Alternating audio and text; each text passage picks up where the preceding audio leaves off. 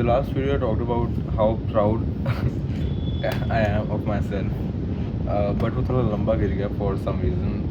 I just basically meant that the goals that I set for myself for this summer, which were getting good at Blender and gaining more strength to the gym and just getting more fitter, is I just achieved them, right? Because I have been just insanely consistent with Blender, man. So I've improved a shit ton in Blender. So yeah, that's what I talked about last time. But this time I want to talk about what did I learn in Blender.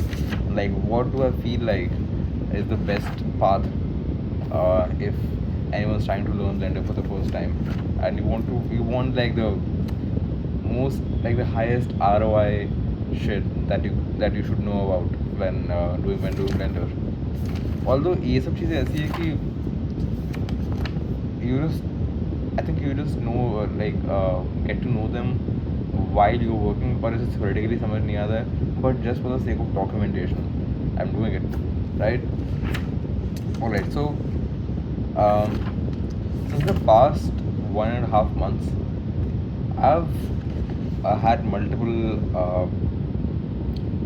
mini projects, personal mini projects, right? And a lot of them like I've made like a lot of models, ठीक है, बहुत सारे tutorials follow किए हैं, बहुत सारे models बनाए हैं, but on top of that I have initiated several mini projects in order to learn things much faster. मैं चाहता था कि those tutorials are boring, period, ठीक है, there is boring, a lot of them, and it's kind of felt very like mindless कि मैं बस mindlessly रोज सुबह आके tutorial follow कर रहा हूँ, और like that's the achievement, you followed a tutorial, that's your complete achievement.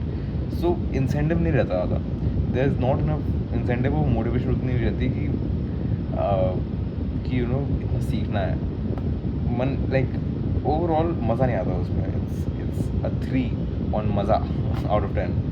So मैंने क्या किया, मैंने सोचा कि let's initiate a fun mini project, something that I would personally find fun, and let's go about it, और जो भी चीज़ें सीखनी होंगी along the way हम सीख लेंगे, ठीक है? Because वो पैरेलल में चीज़ें सीखनी होती है ना, एक प्रोजेक्ट एक बड़ी चीज़ कंप्लीट करने के लिए छोटी छोटी चीज़ें सीखनी है, that's much more exciting than वो छोटी छोटी चीज़ें अलग से विदाउट अ मेन पर्पस सीख लेना.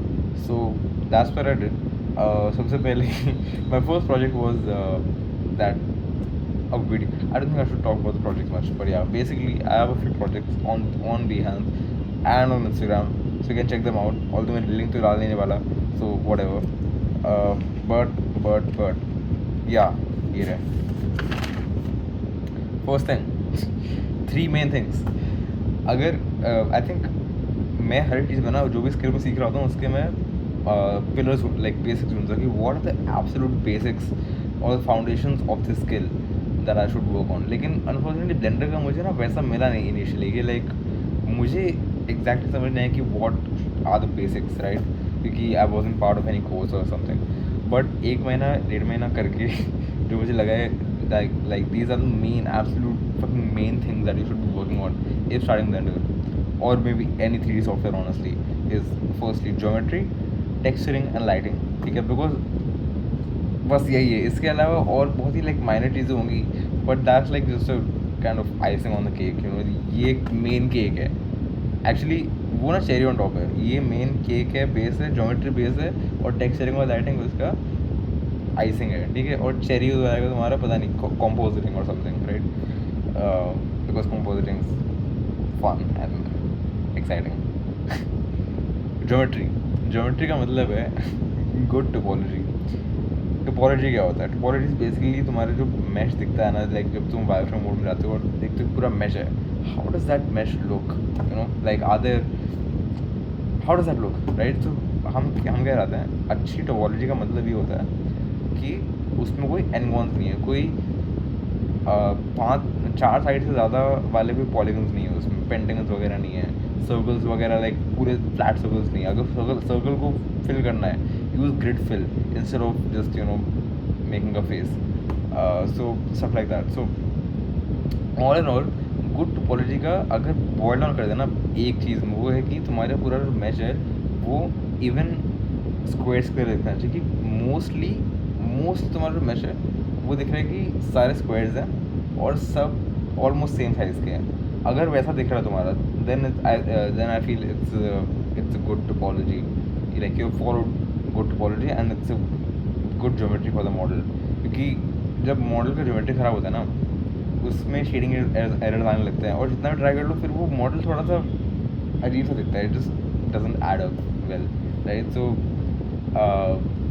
टोपोलॉजी इज की, आई वुड से, मतलब इवन दो मैं अभी भी काम कर रहा हूँ, it's not like I am the master topology something, but जितना मैंने सीखा है आई फील लाइक टोपोलॉजी बेटर करने से बहुत फ़ायदे होते हैं। सेकंड थिंग, टेक्सचरिंग में आई फील लाइक कुछ ट्यूटोरियल्स, बहुत सारे ट्यूटोरियल्स ना बेसिक टेक्सचरिंग बता देते हैं कि अच्छा तुम प्रिंसिपल BSDF में वो सब चेंजेस कर दो और तुम्हें टेक्सचरिंग हो गई, but that's a shit way to do texturing, क्योंकि like that's the first step for texturing, कि तुम प्रिंसिपल BSDF पे जाओगे, वहाँ पर तुम कलर चेंज करोगे, रफनेस चेंज करोगे, मेटालिक चेंज करोगे वगैरह वगैरह, right. That's very basic. But उसके अलावा the second step is adding imperfections,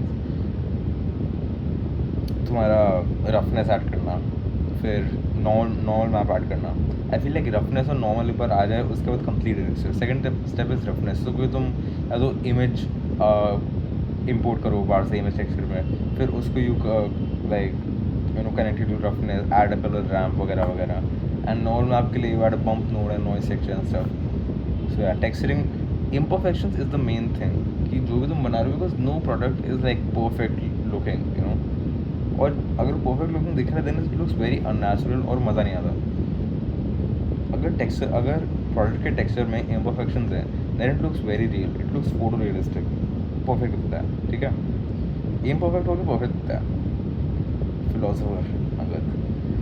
third thing is lighting में आई थिंक मुझे किसी ट्यूटोरियल से पता चला था 3 point lighting is the best thing if you are focusing on product renders, ठीक है। If you can just like understand 3 point lighting, तब मेजॉरिटी लाइटिंग हो गई है।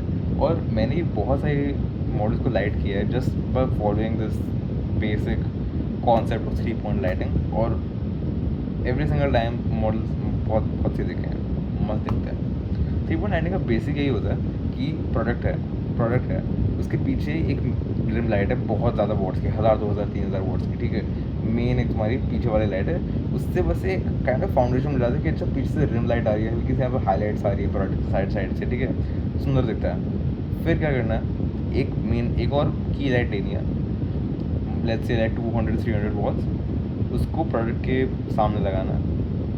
एंगल उतना मैटर नहीं करता, बट बेसिकली प्रोडक्ट थोड़ा सा क्लियर दिखना चाहिए सामने से, ठीक है।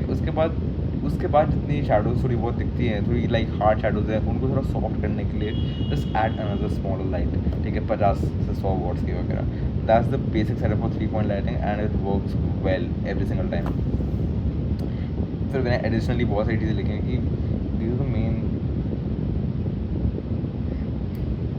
main 3 पिलर्स, ठीक है, मेन 3 पिलर्स हैं। लेकिन इसके बाद बहुत सी एडिशनली चीज़ें, कैमरा एंगल हो गया, बैकग्राउंड हो गया, compositing, depth of field, importing models, HDRIs, फिर टेक्सचरिंग की और चीज़ें हैं वगैरह वगैरह।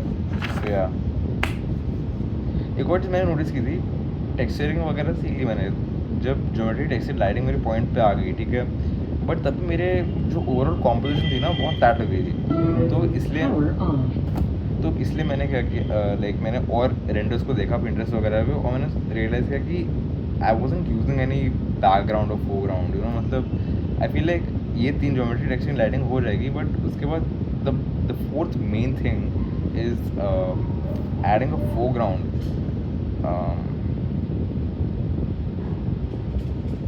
adding a foreground and a background to your composition. Let's say you're making a product render, right? So थोड़ा कुछ add करो, like थोड़ा सा add करो, if it's like a supplement bottle, उसके आगे कुछ like if it's kept on a log, it's kept on a wood log, कुछ तो, but you get the idea, right? Foreground और background को भी just add elements into it. Don't keep it just flat, क्योंकि बहुत अजीब दिखता है. So yeah, that's it. Bye. ओ एक्चुअली पता है क्या,